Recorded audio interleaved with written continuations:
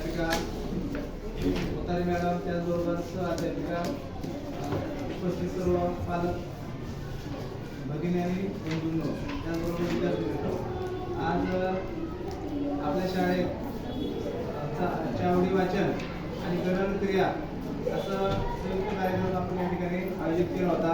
त्यामध्ये अतिशय मुलांनी चांगला प्रतिसाद दिला आणि उपस्थित जे पालक उपस्थित राहिले त्यांचं मनापासून कौतुक आणि अभिनंदन.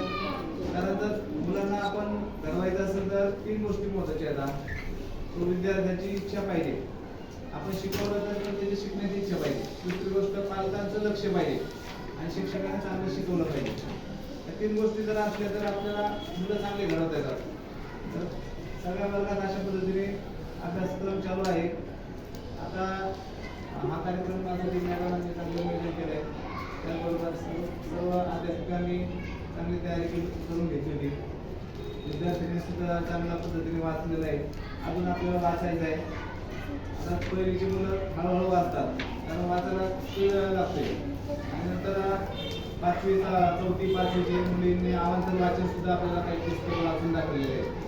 तर असं सुट्टी म्हणजे काय, तर नवीन काही गोष्टी शिकण्याची एक संधी असते.